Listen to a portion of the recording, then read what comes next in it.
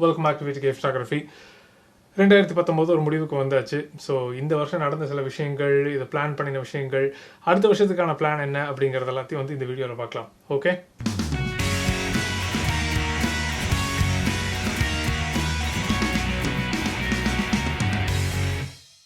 இப்போ இந்த இன்ட்ரோ பார்த்து முடிச்சிங்க இல்லையா? இந்த இன்ட்ரோ பற்றியே நான் போன வருஷம் சொல்லியிருந்திருக்கணும், அதை சொல்ல விட்டுட்டேன் நான். ரொம்ப சாரி. விஜய் அப்படிங்கிற ஒருத்தர் வந்து எனக்கு இந்த இன்ட்ரோவை ஃப்ரீயாக செஞ்சு கொடுத்தாரு. இது வந்து லாங் வீடியோ ஏதாவது இருந்ததுனாக்கா என்னோடய பழைய இன்ட்ரோ யூஸ் பண்ணிகிட்டு இருந்தேன். ரொம்ப சின்ன வீடியோ அந்த மாதிரி இருந்ததுனாக்கா இந்த இன்ட்ரோ யூஸ் பண்ணிகிட்டு இருந்தேன். இந்த இன்ட்ரோவே வந்து ஒரு 20 செகண்ட் என்னமோ ஓடும். அதனால் இந்த இன்ட்ரோ செஞ்சு கொடுத்த விஜய்க்கு ரொம்ப தேங்க்ஸ். இதை போன வருஷமே சொல்லியிருந்திருக்கணும். ரொம்ப சாரி. இந்த வீடியோ நீங்கள் பார்த்துருக்கீங்கிற பட்சத்தில் தயவு செஞ்சு மன்னிச்சிருங்க. ஓகே, 2019 என்னென்ன நடந்தது? ஓகே, இம்ப்ரூவ்மெண்ட்ஸ் அப்படின்னு எடுத்துக்கிட்டால் இந்த வருஷத்தில் மட்டும் 75,000 சப்ஸ்கிரைபர்ஸ் சேர்ந்தாச்சு. நம்ம ஸ்டாண்டர்டுக்கு நிஜமாகவே ரொம்ப பெரிய growth தான் இது. ரொம்ப சந்தோஷம். அதே மாதிரி சில்வர் ப்ளே பட்டன் அதுவும் வந்தாச்சு. யூடியூப்லேருந்து வந்த ஃபர்ஸ்ட் ரிவார்டு. சீக்கிரமே கோல்டு கிடைச்சதுன்னா நல்லாயிருக்கும், ஆனால் பொறுமையாக போவோம். அப்புறம் ஆடியன்ஸ் ரிட்டென்ஷன், இது ரொம்ப முக்கியம். அதாவது எத்தனை நேரம் நம்ம வீடியோவை தொடர்ந்து பார்க்குறாங்க அப்படிங்கிறதுல ஒரு 15% 17% ஜாஸ்தியாக இருக்குது. இது ரொம்ப ஓஹோன்னு இல்லை, ஆனாலுமே வந்து ஒரு growth தான், சந்தோஷம்தான். 2019 பண்ணணும்னு நினச்சி பண்ணின சில விஷயங்கள், வீடியோகிராஃபி வீடியோஸ் பண்ணுவேன்னு சொல்லியிருந்தேன் நான். ஸோ கண்டிப்பாக பண்ண நினச்சேன். நிறைய வீடியோகிராஃபி வீடியோஸ் பண்ணியிருக்கேன் நான். அதே மாதிரி வீடியோ எடிட்டிங்கும் வந்து பார்த்தீங்கன்னாக்கா இந்த லாக் எல்லாம் எப்படி கன்வெர்ட் பண்ணுறது, லாக் எப்படி எடிட் பண்ணுறது அப்படிங்கிறது அட்லீஸ்ட் பேசிக்காவது ஆரம்பித்தோம் நம்ம. இன்னும் நிறையா விஷயங்கள் பிளானில் இருக்குது 2020. ஸோ நான் ஒரு ஓகே இருங்க, அது அந்த செக்ஷன் ரொம்ப சொல்கிறாரு. அதே மாதிரி எக்லிப்ஸ் வீடியோ பண்ணணும்னு நினச்சிட்டு இருந்தேன், பண்ணியாச்சு. அதுவும் நல்லா வந்தது. அந்த வீடியோக்கும் நல்ல ஒரு வரவேற்பு இருந்தது. ரொம்ப சந்தோஷம். சில விஷயங்கள் அன்பிளான்டாக போச்சு. அது என்னன்னாக்கா நிறைய இந்த புதுசாக கேர் வரும் இல்லையா, அந்த புது கேமரா வந்தாலும் லென்ஸ் வந்தாலும் அதை பற்றி பேச வேண்டிட்டு இருந்தது. ஸோ அதில் நிறைய வீடியோஸ் பண்ண வேண்டியிருந்தது.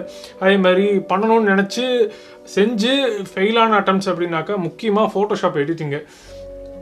அந்த வீடியோடைய வரவேற்பை பார்த்ததுக்கப்புறம் தான் தெரிஞ்சது, ஓகே நம்ம இந்த விஷயத்தில் தலையிடவே கூடாது அப்படின்னு சொல்லிட்டு. ஏன்னா அவ்வளோ ஒன்றும் சூப்பராக வரல. இருக்குது பரவாயில்ல, அது என் மேலே தான் தப்பு. என்ன எனக்கு அதை கோர்வையாக எடுத்து சொல்கிற அளவுக்கு எனக்கு தெரியல, எனக்கு சொல்ல வரல. எனக்கு இருந்தாலும் முயற்சி பண்ணுறேன், பார்ப்போம் இந்த வருஷம் எப்படி வருது அப்படிங்கிறதுக்கு. நான் வாங்கின முக்கியமான கியர்ஸ், இந்த வருஷம் உருப்படியாக பண்ண பர்ச்சேஸ் அப்படின்னாக்கா இதோ இந்த 3 தான். சோனி A6400, அப்புறம் Sony 70-200 2.8 lens G master lens, அதுக்கப்புறம் நிக்கான் Z6. இந்த 3 பர்ச்சேஸுமே ரொம்ப உருப்படியான பர்ச்சேஸ். நான் இந்த வருஷத்தில் பண்ணது, 2019 பண்ணின உருப்படியான பர்ச்சேஸில் இது 3மே ரொம்ப முக்கியமான இடம். பணம் தண்டம் பண்ணது இந்த 2019 அப்படின்னா நிச்சயமாக அந்த அனமார்பிக் லென்ஸ் தான். அந்த சிவப்பு கலர் லென்ஸ் ஒன்று வச்சிருந்தேன் இல்லைங்களா, அது இப்போ எங்கே இருக்குன்னு கூட தெரியல எனக்கு. எங்கேயோ தூக்கி போட்ட அந்த லென்ஸை, அது சுத்தமாக யூஸே ஆகிறது இல்லை எனக்கு அது.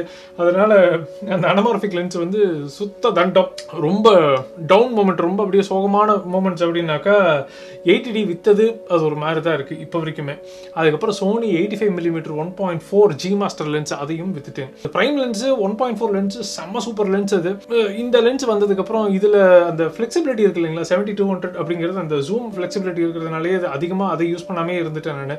அதனால் சரி ஓகே, அதை வித்துட்டு ஒரு 1.8 வாங்கிக்கலாம், நம்ம தேவைகளுக்கு இப்போதைக்கு அது போதுமாக இருக்குது போல இருக்குது அப்படின்னு சொல்லிட்டு 1.8க்கு தான் முயற்சி பண்ணிகிட்டு இருக்கேன். இன்னும் வாங்கலை, பட் பிளானில் இருக்குது.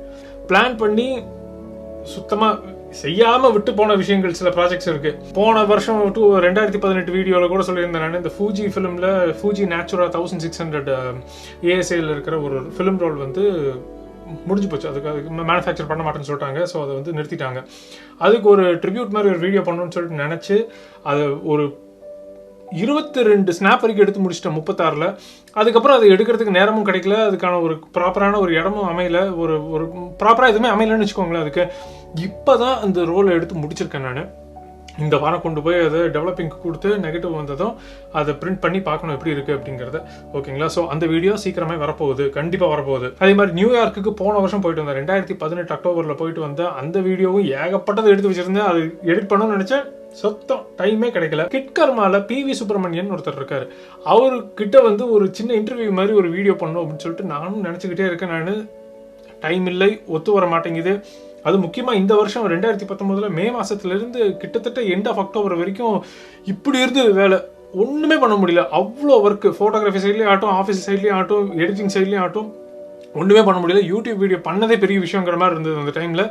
ஸோ அந்த நெருக்கடியிலையும் வந்து யூடியூப் வீடியோ செய்ய விட்டதுக்கு என் ஒய்ஃபுக்கு தான் தேங்க்ஸ் சொல்லி ஆகணும் நான். ஏன்னா வீட்டில் 3 வயசு குழந்தை இருக்கும்போது யூடியூப்க்கு இவ்வளோ இம்பார்ட்டன்ஸ் வார வாரம் ஏதாவது ஒரு வீடியோ ரிலீஸ் பண்ணணும் அப்படிங்கிறது வந்து அவ்வளோ சாதாரண விஷயம் கிடையாது. இருந்தாலும் பண்ணினோம். ஸோ தேங்க்யூ அகெயின் பிரியாக்கு தான். லாக் கிரேடிங் பற்றி நான் பேசணும்னு நினச்சேன். நான் இந்த S-Log2 S-Log3 இதை பற்றிலாம் வந்து கிட்டத்தட்ட அந்த வீடியோ பண்ணிட்டேன் நான். ஓகேங்களா, அதுக்கப்புறம் தான் தெரிஞ்சது நான் நிறைய விஷயங்கள் தப்பாக புரிஞ்சுக்கிட்டு இருந்தேன் அப்படின்னு சொல்லிட்டு.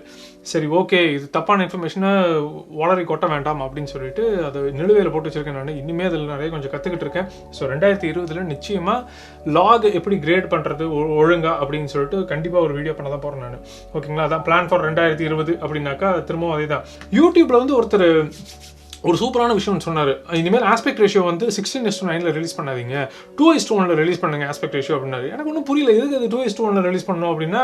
அப்புறம் தான் சொன்னார், இது மாதிரி இப்போ புதுசாக வர செல்ஃபோன்ஸ் எல்லாமே வந்து 2:1 ஆஸ்பெக்ட் ரேஷியோவில் தான் இருக்குது, அதனால் நீங்கள் அதில் ரிலீஸ் பண்ணிங்கனாக்கா ஃபுல் ஸ்க்ரீனில் தெரியும், அப்படி 16:9 மானிட்டரில் போட்டாலும் லெட்டர் பாக்ஸ் பண்ணி அழகாக தெரியும் அப்படின்னு சொன்னார்.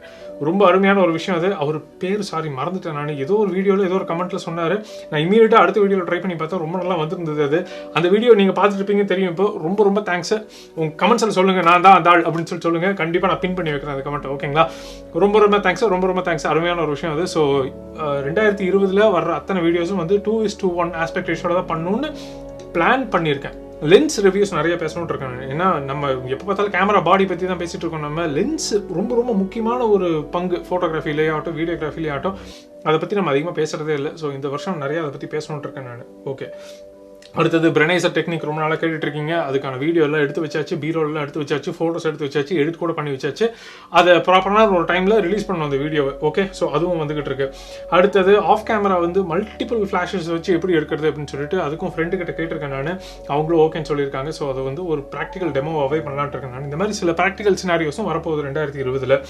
மொபைல் ஃபோட்டோகிராஃபி அண்ட் வீடியோகிராஃபி இது நானும் பார்த்துட்டேன். நிறைய பேர் மொபைல் வீடியோஸில் தான் வந்து ரொம்ப இன்ட்ரெஸ்ட் காட்டுறீங்க. ஸோ கண்டிப்பாக அதுலேயும் டச் பண்ணுவேன், அதையும் சொல்கிறேன். அதே மாதிரி ஃபோட்டோ எடிட்டிங் திரும்பவும் சொல்கிறேன். கை ஒரு தடவை சுட்டுக்கிட்டாச்சு ஃபோட்டோஷாப்பில். ஸோ எனக்கு அது கிட்ட போகிறதுக்கு பயமாக இருக்குது எனக்கு வீடியோ பண்ணுறதுக்கு. இருந்தாலும் 1-2 வீடியோ ட்ரை பண்ணுவேன். திரும்பவும் அதே மாதிரி பழைய மாதிரி சுத்தமாக என்ன சொல்கிறது, ஒரு வரவேற்பே இல்லை அப்படிங்கிற மாதிரி இருந்ததுனாக்கா அப்படியே இந்த ப்ராஜெக்டை கேன்சல் பண்ணிவிடுவேன் நான். வீடியோ எடிட்டிங் கண்டிப்பாக இந்த வருஷம் வந்துக்கிட்டே இருக்குது. போன வருஷமும் கொஞ்சம் வந்தது, இந்த வருஷம் இன்னும் அதிகமாகவே நீங்கள் எதிர்பார்க்கலாம். அதே மாதிரி என்னுடைய நானே அந்த லட்டு ப்ரீசெட்லாம் செஞ்சு ஃப்ரீயாக கொடுக்கலான்ட்டு இருக்கேன் இந்த வருஷம் 2020. அது எப்படி பண்ணணும் அப்படிங்கிறதெல்லாம் இப்போ தான் கற்றுக்கிட்டேன் நான். ஸோ என்னோடய ஸ்டைலுக்கு நான் எப்படி எடிட் பண்ணுவேன், எப்படி கிரேட் பண்ணுவேனோ அதை வந்து நான் ஃப்ரீ லெட்ஸாகவே கொடுக்கலான்னு இருக்கேன். ஓகேங்களா, எடுத்ததும் எதிர்பார்க்காதீங்க, கொஞ்ச நாள் ஆகும் அது வர்றதுக்கு. ஸோ 2020 நிச்சயமாக வரும்னு எதிர்பார்க்கலான்னு நினைக்கிறேன் நான். ஓகே, ஸோ இதுதாங்க 2020க்கான ரோட் மேப்பு. இது எப்படி போகுதுன்னு தெரியல, பார்ப்போம். எல்லாருக்கும் 2020 ஒரு அமோகமான வருஷமாக அமையட்டும்னு நினைக்கிறேன். எல்லாருக்கும் இனிய புத்தாண்டு நல்வாழ்த்துக்கள். உங்களை நான் அடுத்த வருஷம் மீட் பண்ணுறேன். அது வரைக்கும் பாய்.